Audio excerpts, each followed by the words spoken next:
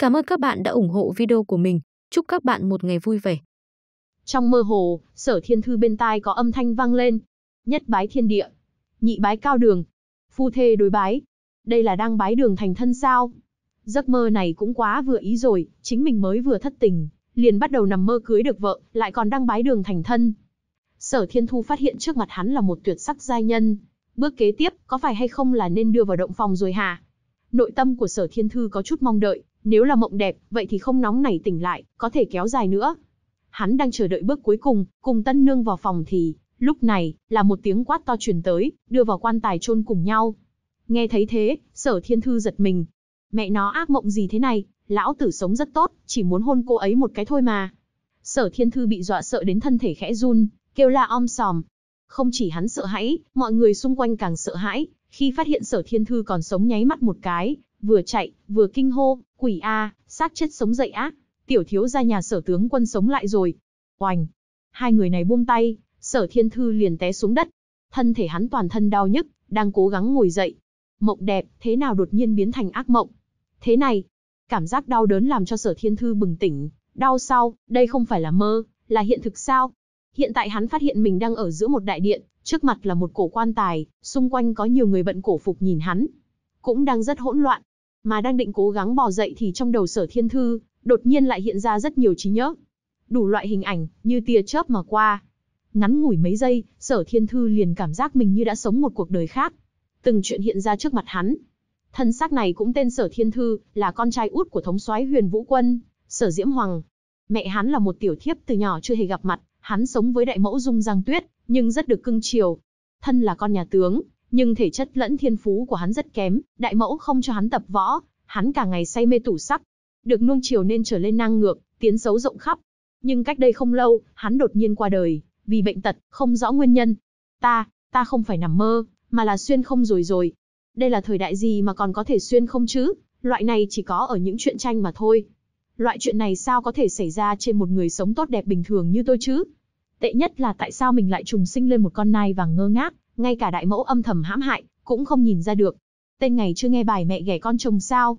Sau một phút kích động, Sở Thiên Thư, miệng trào máu, lăn ra đất thở hồng hộc, không xong rồi, cơ thể này quá yếu rồi, không biết sống được bao ngày nữa. Chuyển cảnh, vẫn hai nữ tỳ, chạy đến một khu khác trong phủ, vẫn là vẻ mặt hoảng sợ. Trong miệng hô hoán, Sở thiếu gia sống lại rồi. Phía trong phòng có hai người, một người bận phụng bào, là Hoàng hậu Tây Tần Quốc, Tiêu Mạc Nhan. Người còn lại là đại mẫu của Sở Thiên Thư, Mộ Dung Giang Nguyệt. Giang Nguyệt sắc mặt khó coi lên tiếng, ăn nói sằng bậy, có hoàng hậu ở đây, các ngươi dám hồ ngôn loạn ngữ chuyện ma quỷ. Hai nữ tỳ quỳ trên đất sợ hãi. Hoàng hậu nương nương tha mạng, xác chết của Sở thiếu gia thật sự sống lại rồi, cũng có thể là đã sống lại. Đại mẫu sắc mặt khó coi, mở miệng bảo cháu gái của mình là Mộ Dung Tuyết đi kiểm tra. Đồng thời cũng âm thầm nhắc nhở, hôm nay Sở Thiên Thư nhất định phải chết. Mộ Dung Tuyết bảo cô mình yên tâm rồi tự tin rời đi. Sở Thiên Thư đang tựa tường nhìn một vòng, rất nhanh liền thấy Mộ Dung Tuyết đi đến. Bốn mắt nhìn nhau.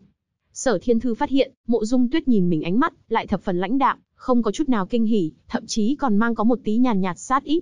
Hơn nữa, ở cái thế giới này trong trí nhớ Sở Thiên Thư, cô gái trước mặt này có võ công, tuy không lợi hại như đại mẫu, nhưng cũng là một cao thủ, lành ít dữ nhiều rồi. Mộ Dung Tuyết nhíu mày, tựa hồ đối với Thiên Thư sống lại, rất không hài lòng. Tiểu thiếu gia sao người đổ mồ hôi nhiều vậy, là không thoải mái ở đâu sao, để Tuyết Nhi kiểm tra giúp người. Mộ Dung Tuyết mặc cười quỷ dị, chụp lấy truyền vào tay hắn một luồng khí lưu. Trong trí nhớ, Sở Thiên Thư thấy qua cô gái này tùy tiện có thể bóp nát một khối đá, nàng nếu muốn âm thầm giết hắn, hẳn là thập phần đơn giản, ta phải nghĩ biện pháp sống tiếp.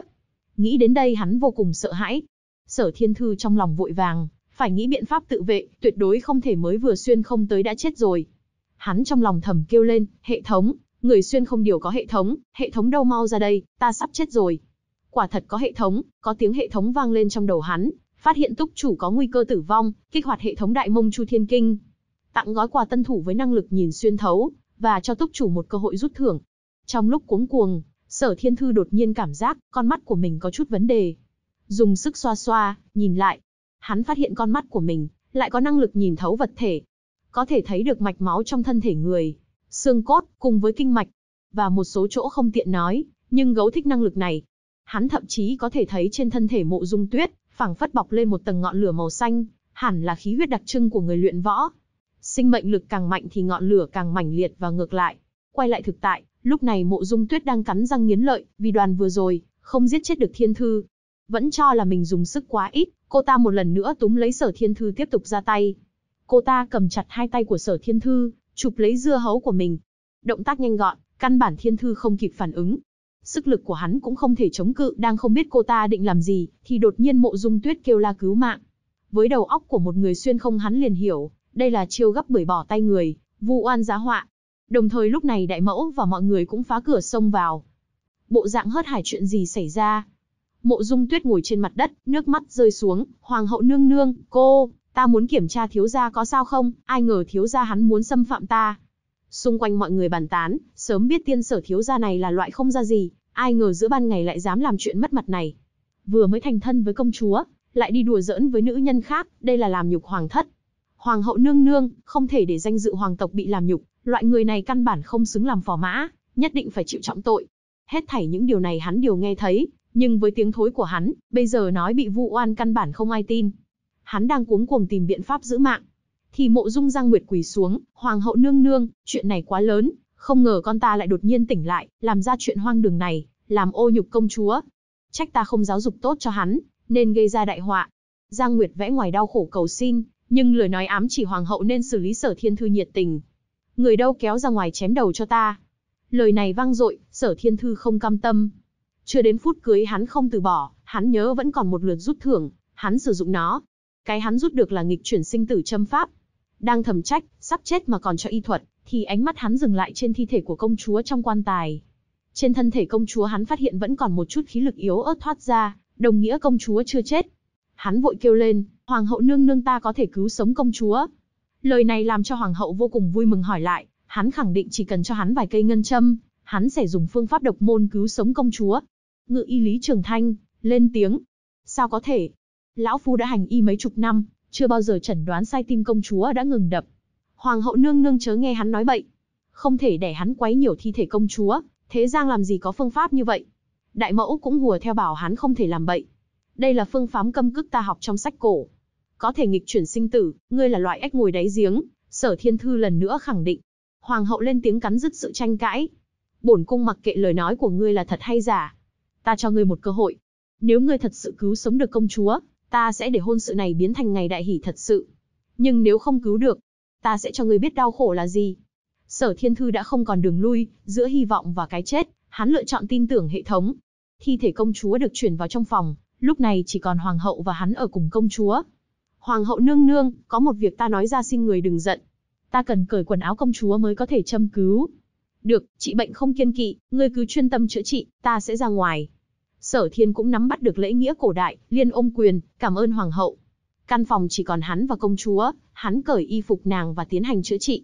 Phía bên ngoài chờ đợi đã lâu, ngự y lên tiếng, Hoàng hậu nương nương, đã nửa canh giờ rồi, tiểu tử kia nổi danh xấu xa, lẽ nào hắn không phải chữa trị cho công chúa mà là... Bên kia đại mẫu cùng Mộ Dung Tuyết cung xì xào to nhỏ, Sở Thiên Thư kia cái gì cũng không biết, dám lớn tiếng nói có thể cứu người. Lần này không cần chúng ta ra tay hắn chết chắc.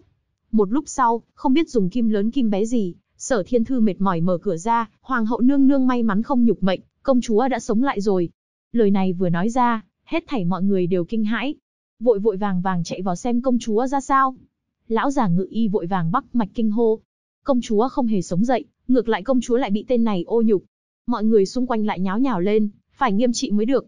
Đầu tiên là ban ngày ban mặt xâm phạm nữ tử, còn lừa gạt hoàng hậu, bây giờ còn mạo phạm di thể công chúa, phải xử tử hắn. Sở Thiên Thư lúc này tức giận hét lên, một đám ngu y các ngươi, còn mẹ các ngươi. Hắn đi đến rút cây ngân châm trên trán công chúa ra. Lập tức công chúa phun ra một ngụm máu rồi tỉnh dậy, trong sự vui mừng của hoàng hậu.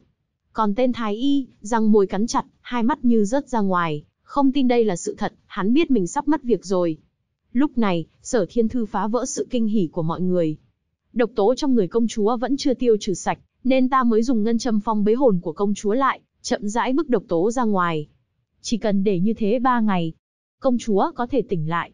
Hoàng hậu ôm công chúa trong tay, chợt nhớ ra, chỉ về lão thái y, tên Lan Bâm này, chẳng những chẩn đoán nhầm cái chết của công chúa. Ngay cả công chúa đã tỉnh lại cũng chẩn đoán không ra, làm chậm trễ chữa trị cho công chúa. Người đã già như vậy, còn không mau về hưu đi, còn ở lại đây làm gì? Người muốn chết sao? Được rồi, công chúa sống lại là chuyện vui mừng. Sở Thiên Thư đã cùng công chúa thành thân, từ nay sẽ là phò mã, sẽ cùng sống trong phủ công chúa. Mộ Dung Tuyết, ánh mắt căm phẫn nhìn Sở Thiên Thư. Không biết tại sao tên phế vật như hắn lại có thể cứu sống công chúa, nhất định chỉ là mèo mùa vớ phải chuột chết, một lần may mắn mà thôi. Đại mẫu lúc này quỳ xuống tạ ơn hoàng hậu, lấy lý do hắn còn nhỏ, xin được ở lại phủ công chúa để dạy dỗ, chăm lo cơm nước cho hắn.